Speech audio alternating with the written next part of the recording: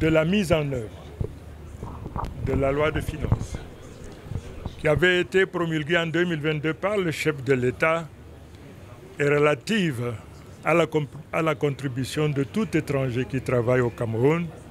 Parce qu'une fois de plus, l'étranger ne devait pas travailler au Cameroun. Il ne travaille au Cameroun que parce qu'il y a déficit en matière de main-d'œuvre spécialisée. Et puisqu'il en est ainsi, la loi les met à contribution pour la formation des Camerounais, pour la formation des centres de formation, ainsi de suite. C'est la raison. Et comme je disais tout à l'heure dans mon propos, ce que fait le gouvernement, sur le tard, se fait de par le monde depuis des décennies.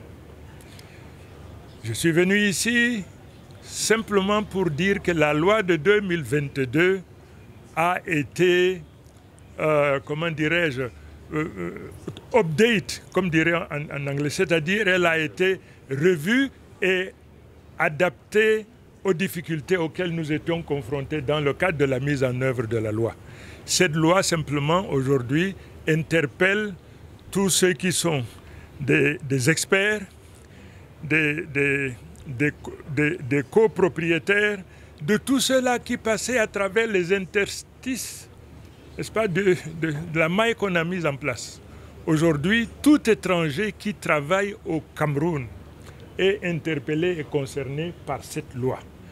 Nous demandons donc aux étrangers, tout à l'heure quelqu'un a posé la question des relations avec la Chine. Je veux d'abord dire une chose. Les relations extérieures dépendent exclusivement de la volonté du président de la République. Exclusivement. Nous ne pouvons en parler que si nous recevons une autorisation spéciale.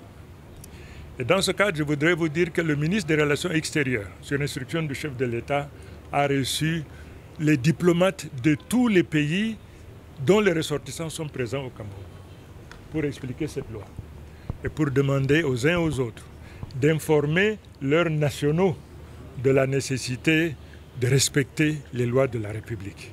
Vous avez dit oui, effectivement, j'ai eu plusieurs séances de travail avec l'ambassade de Chine, avec l'autorisation du ministre des Relations extérieures et en présence donc de toutes les autorités qui, de par leurs fonctions, devraient prendre part à la réunion que j'ai organisée et à laquelle donc les étrangers sont venus. Donc, pour faire court, comme une interview, la loi de 2025 a donc revu et intégré tout étranger, quel qu'il soit.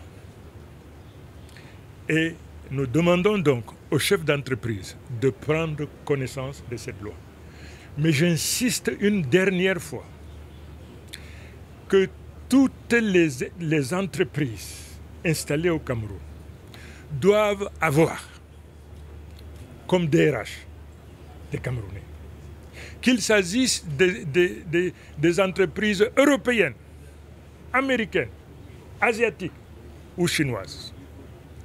Je voudrais donc que ce soit compris par eux, les DRH doivent être des Camerounais.